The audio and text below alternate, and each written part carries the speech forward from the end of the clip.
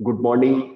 Ninth class chapter 14 का मैं revision ले रहा हूँ आपका नेचुरल रिसोर्सेज।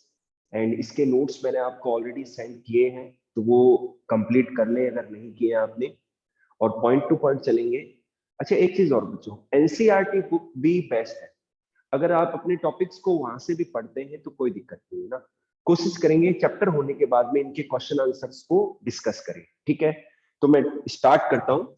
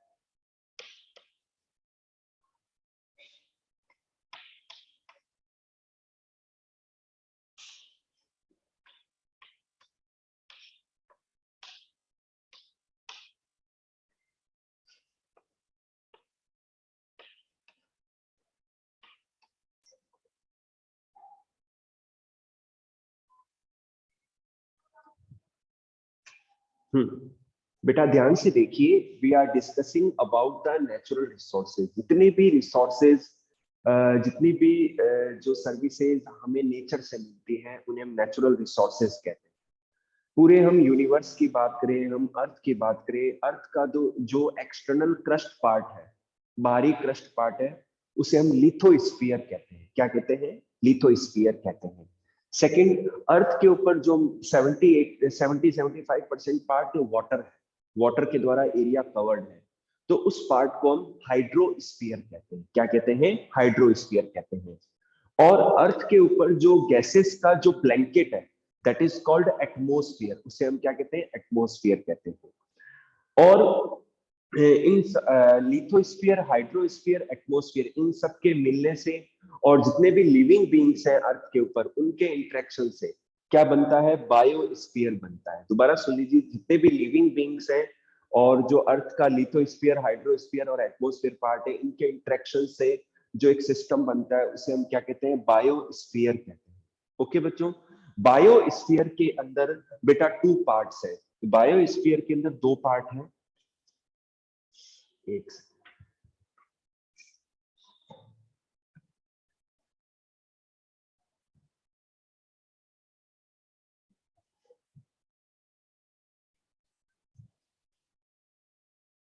तेजस्वी हैंड डाउन कर लो। हाँ, ठीक है बच्चों।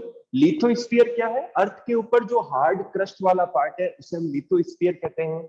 जो पानी वाला जो पार्ट है उसे हम हाइड्रोस्फीयर कहते हैं।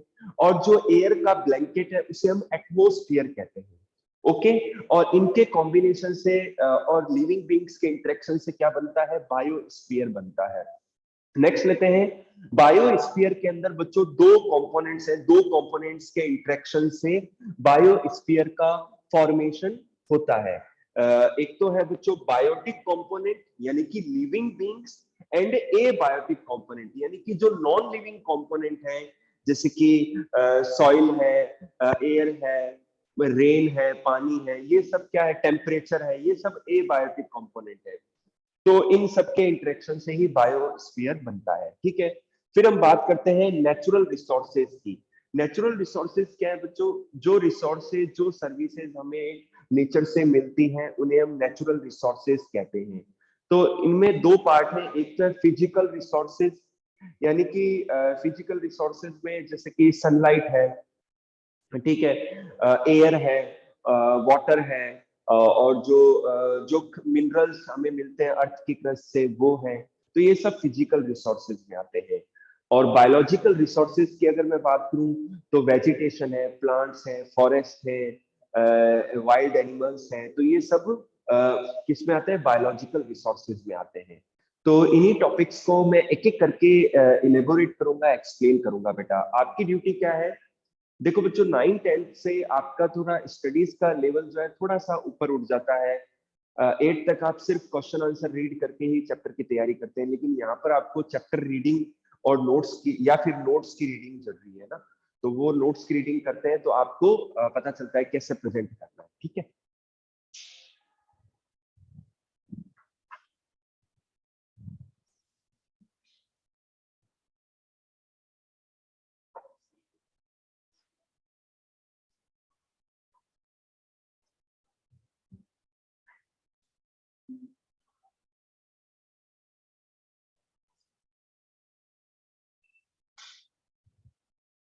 हाँ, तो नेक्स्ट टॉपिक है natural resources.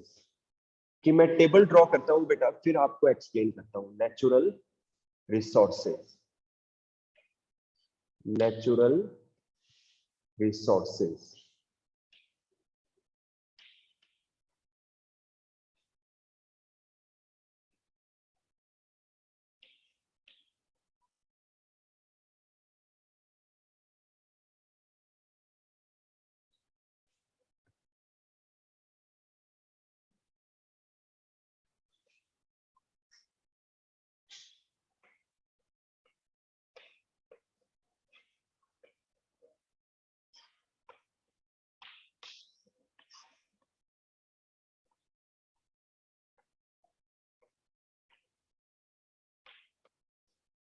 Inexhaustible resources, and second है एग्जॉस्टिबल रिसोर्सेज।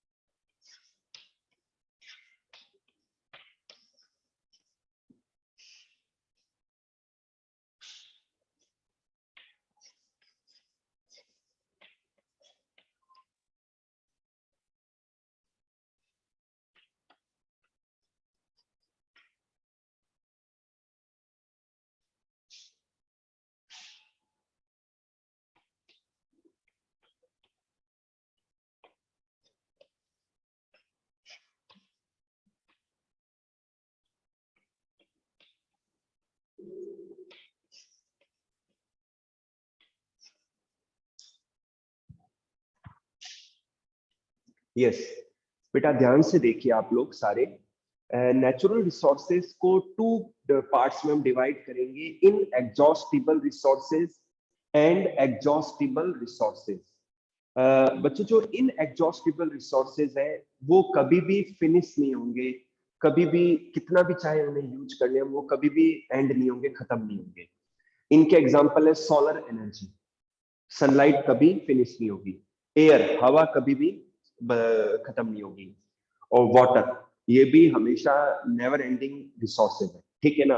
तो solar energy, air and water, इन्हें हम क्या, ये क्या है, इन एग्जॉस्टिबल रिसोर्सेज हैं, ये कभी भी फिनिश नहीं होंगे। सेकंड लेते हैं एग्जॉस्टिबल रिसोर्सेज। बच्चों, जो एग्जॉस्टिबल रिसोर्सेज हैं, इनको एग्जॉस्टिबल, इनका अगर हम सही तरीके से यूज ना करेंगे, नहीं करेंगे, तो ये आने वाले टाइम में फिनिश हो सकते हैं, हमारी आने वाली जनरेशंस को अवेलेबल नहीं रहेंगे। तो इन्हें, इनको, इनके दो ग्रुप है, renewable resources and non renewable resources. जो रिन्यूएबल रिसोर्सेज हैं इनमें है सॉइल। अच्छा, रिन्यूएबल और नॉन रिन्यूएबल क्या मीनिंग, ये भी मैं बता दूं। रिन्यूएबल रिसोर्सेज ऐसे रिसोर्सेज जो मान लो फिनिश हो गए, लेकिन उनको वापस से रिक्रिएट किया जा सकता है, वापस से डेवलप किया जा सकता है, उन्हें हम कहते हैं रिन्यूएबल रिसोर्सेज। और सेकंड लेते हैं नॉन रिन्यूएबल रिसोर्सेज, ऐसे रिसोर्सेज जो एक बार फिनिश होने के बाद में दोबारा कभी भी नहीं बनाए जा सकते, ठीक है ना, उनको बनने में लाखों करोड़ों साल लग जाएंगे।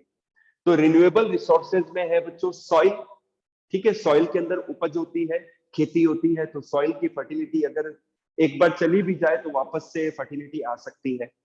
नेचुरल वेजिटेशन है, ठीक है, वाइल्ड लाइफ है, और ह्यूमंस है। ये इनकी अगर ह्यूमंस की या वाइल्ड लाइफ की पॉपुलेशन कम भी हो जाए तो वापस से बढ़ भी सकती है। सेकंड लेते हैं नॉन रिन्यूएबल रिसोर्सेज, जो कभी भी दोबारा नहीं बनेंगे या बनने में लाखों करोड़ों साल लगेंगे, जैसे कि मिनरल्स है और फॉसिल फ्यूल्स है। ओके बच्चों, तो ये टेबल आप एक बार देखिए।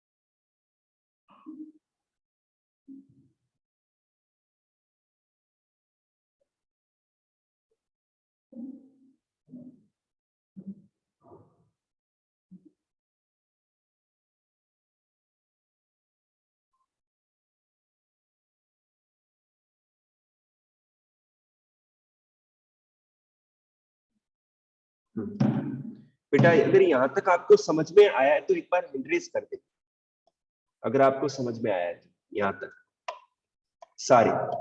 जी, बहुत अच्छे, बहुत अच्छे बेटा। तो नेक्स्ट टॉपिक मैं ले रहा हूं, the breath of life, air.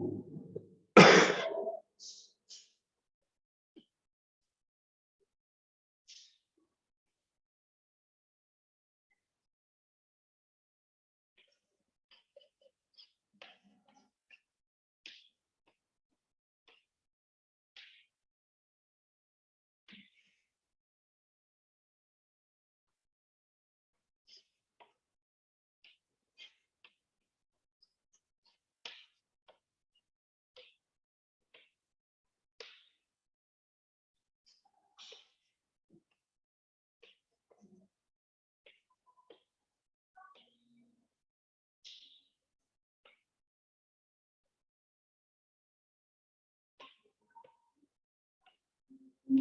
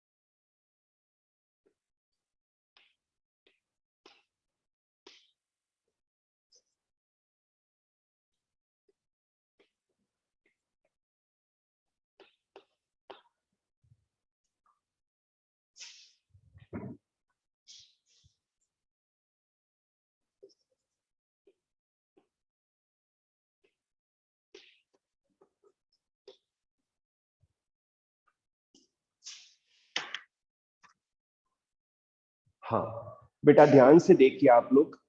Next लेते हैं the breath of life air. बच्चों, एयर जो है वो लाइफ है, जीवन है सभी लिविंग बीइंग का, ठीक है ना।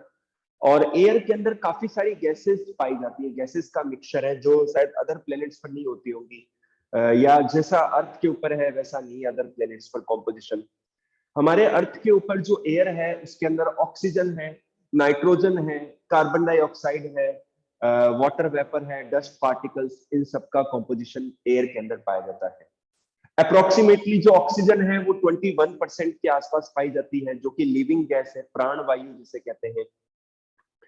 ऑक्सीजन का कंजप्शन होता है रेस्पिरेशन के दौरान, सेल्स के अंदर ग्लूकोज का या फूड का ब्रेकडाउन होता है ऑक्सीजन की प्रेजेंस में, और इससे एनर्जी लिबरेट होती है, ठीक है। सेकंड लेते हैं CO2। रेस्पिरेशन के दौरान CO2 रिलीज भी होती है, और जो हरे पौधे हैं वो फोटोसिंथेसिस के प्रोसेस में CO2 को कंज्यूम करते हैं और उससे ग्लूकोज को बनाते हैं, ठीक है। तो CO2 का जो परसेंटेज है वो 0.03% है एयर के कॉम्पोजिशन में। नेक्स्ट लेते हैं नाइट्रोजन। नाइट्रोजन अप्रोक्सीमेटली 78% होती है, मैक्सिमम पाई जाने वाली गैस है, इसका नेचर ठंडा होता है, ठीक है। इसके अलावा डस्ट पार्टिकल्स वगैरह और वाटर वेपर एयर के कॉम्पोजिशन में पाई जाती है। यही कारण है कि एयर के कॉम्पोजिशन से ही एक ब्लैंकेट सा बनता है अर्थ के ऊपर, और यही कारण है कि अर्थ का जो टेम्परेचर है वो कांस्टेंट रहता है। अब मैं बात करता हूं प्लेनेट वीनस की और मार्स की। वीनस और मार्स पर जो मैक्सिमम कॉम्पोजिशन है वो कार्बन डाइऑक्साइड गैस का है, और यही कारण है कि वहां पर बहुत ज्यादा हॉट कंडीशंस पाई जाती है वीनस एंड मार्स के ऊपर। नेक्स्ट लेते हैं बच्चों मेन लेयर्स ऑफ एटमॉस्फेयर। बच्चों, हमारे एटमॉस्फेयर के अंदर अर्थ की सरफेस से लेकर, हमारी एटमॉस्फेयर के अंदर अर्थ के सरफेस से लेकर ऊपर तक कई सारी गैसेस की एटमॉस्फेरिक लेयर्स पाई जाती है। तो इनको मेनली मैं 4 लेयर्स में डिवाइड करूंगा: troposphere, stratosphere, mesosphere and thermosphere. Troposphere, stratosphere, mesosphere, thermosphere, ठीक है। ट्रोपोस्फियर अर्थ की सरफेस से लेकर 15 किलोमीटर तक पाई जाती है, ठीक है। ट्रोपोस्फियर से ट्रोपोस्फियर के अंदर जो चेंजेस आते हैं क्लाइमेटिक, वो इनके अंदर आते हैं, ठीक है। स्ट्रेटोस्फियर जो है 16 किलोमीटर से लेकर 15 किलोमीटर तक पाई जाती है। इसमें ओजोन गैस की लेयर पाई जाती है, जो कि सनलाइट से आने वाली जो सनरेज है उसमें हार्मफुल अल्ट्रावायलेट रेज को वो कंज्यूम कर लेती हैं और अर्थ तक नहीं आने देती है। स्ट्रेटोस्फियर के बाहर मीजोस्फियर पाया जाता है, जो 50 किलोमीटर से लेकर 85 किलोमीटर तक होता है, और मीजोस्फियर के बाहर थर्मोस्फियर होता है जो बियॉन्ड 85 किलोमीटर, मतलब 85 किलोमीटर तक मीजोस्फियर हो गया, और उसके बाहर का जो पार्ट है वो थर्मोस्फियर, ठीक है बच्चों। तो ये एटमॉस्फेयर की 4 लेयर्स हैं। ऑक्सीजन गैस कहाँ यूज आती है मैंने आपको बता दिया। रेस्पिरेशन के दौरान जो लिविंग बीइंग्स हैं उनके सेल्स के अंदर ऑक्सीजन के यूज के द्वारा ग्लूकोज का ब्रेकडाउन होता है और एनर्जी का लिबरेशन होता है। इसी तरीके से रेस्पिरेशन के दौरान ही CO2 रिलीज भी होती है, and in photosynthesis green plants and alga utilizes the CO2 and converts them into the glucose। ठीक है बच्चों, तो ये ऑक्सीजन और कार्बन डाइऑक्साइड गैस का मैंने रोल बताया आपको। नेक्स्ट लेते हैं the role of atmosphere in climate control. तो नेक्स्ट टॉपिक है ये,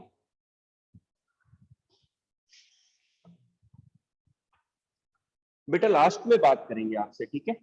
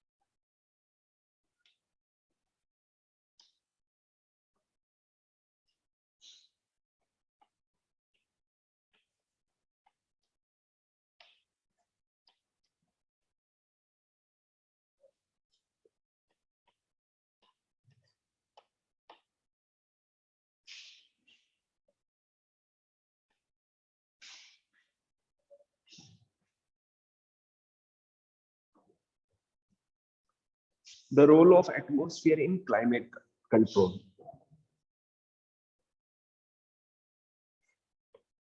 On Earth, ozone layer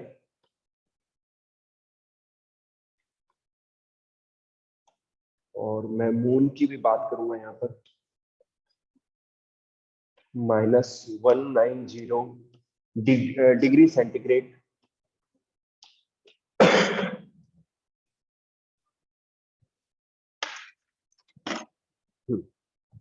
बेटा ध्यान से देखिए आप लोग, role of atmosphere in climate control. Climate control में एटमॉस्फेयर का क्या रोल है बच्चों? हमारे अर्थ के ऊपर जो एटमॉस्फेयर है उसका एक ब्लैंकेट सा पाया जाता है। तो जो अर्थ का टेम्परेचर है वो सडनली राइज नहीं होता है, ना ही एकदम डाउन जाता है, और एक कांस्टेंट टेम्परेचर पूरे साल बना रहता है। ठीक है, इसका कारण है एटमॉस्फेयर, क्योंकि दिन के समय जो सनलाइट की हीट आती है वो यहाँ रिटेन रहती है, वो एकदम एकदम से एस्केप नहीं होती है एटमॉस्फेयर के बाहर। तो इसलिए गर्मी या वार्मनेस बनी रहती है अर्थ के ऊपर। इसी कारण से रात के समय भी टेम्परेचर बहुत ज्यादा लो नहीं होता है, क्योंकि दिन में जो हीट रिटेन हो गई अर्थ के ऊपर वो बनी रहती है, और रात के समय भी टेम्परेचर कांस्टेंट रहता है। ठीक है, इसी तरीके से जो ओजोन लेयर है स्ट्रेटोस्फीयर के अंदर पाई जाती है, तो वो सनलाइट की जो हार्मफुल यूवी रेज है उनको अर्थ तक नहीं आने देती है। तो इससे भी अर्थ का जो पाई जाने वाली लिविंग बीइंग है उनको नुकसान नहीं होता है। ठीक है, अब मून की बात करेंगे। मून के ऊपर बच्चों कोई एटमॉस्फेयर नहीं पाया जाता, तो यही कारण है कि वहां टेम्परेचर में बहुत ज्यादा वेरिएशन देखने को मिलता है। रात के समय वहां का टेम्परेचर -190 डिग्री सेंटीग्रेड तक चला जाता है, और दिन के समय टेम्परेचर 110 डिग्री सेंटीग्रेड तक चला जाता है। यानी कि दोनों ही टेम्परेचर की जो रेंज है अनफेवरेबल है अगर कोई वहां रहना चाहे। ठीक है ना, लेकिन अर्थ रहने के लिए उपयुक्त क्यों है? क्योंकि यहाँ पर टेम्परेचर भी कांस्टेंट रहता है, बहुत ज्यादा वेरिएशन देखने को नहीं मिलता है। ठीक है बच्चों, तो ये पार्ट था role of atmosphere in climate control. ठीक है, नेक्स्ट लेते हैं the movement of air, winds.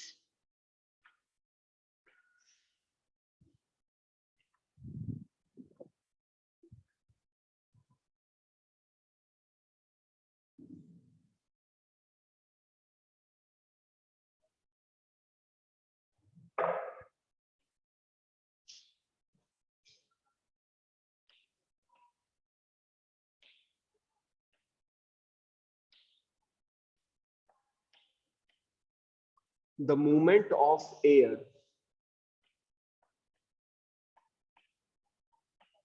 winds।